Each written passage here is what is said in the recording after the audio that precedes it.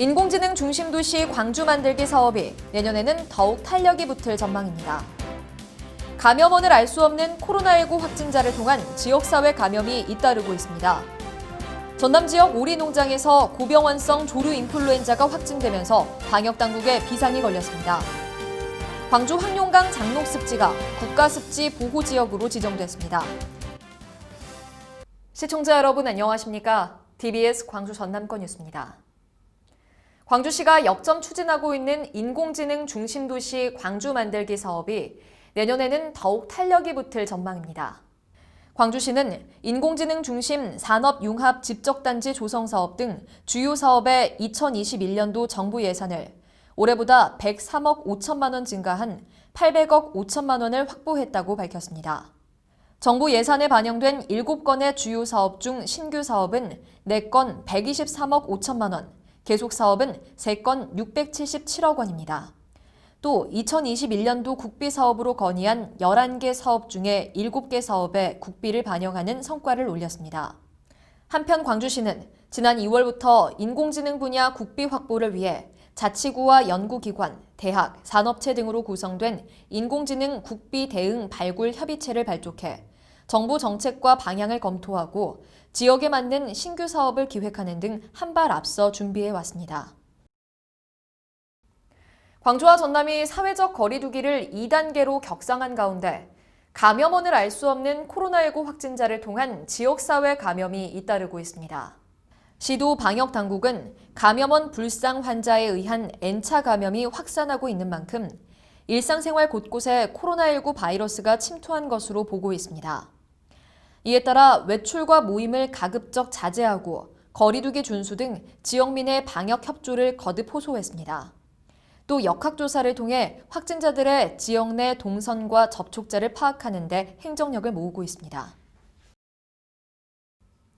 전북 정읍과 경북 상주에 이어 전남 영암의 오리 농장에서 고병원성 조류 인플루엔자가 확진되면서 방역당국에 비상이 걸렸습니다. 지난 5일 영암군 시종면 한 유경오리 사육농장에서 H5N8형 고병원성 AI가 확진됐습니다.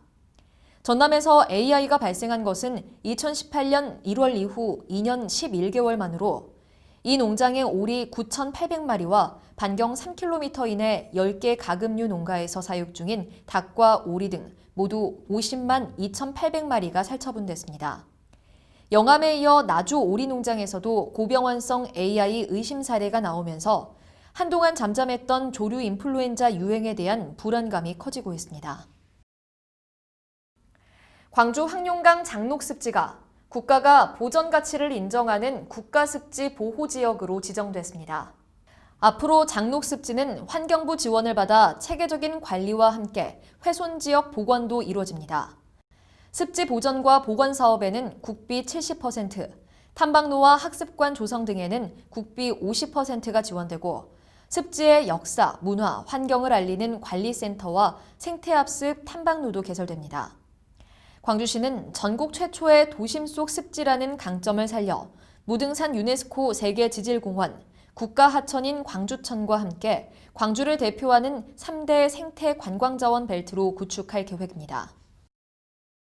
광주시와 공군 제1전투비행단이 업무 협약을 체결하고 군 항공기 소음 피해를 최소화하기 위해 적극 협력하기로 했습니다.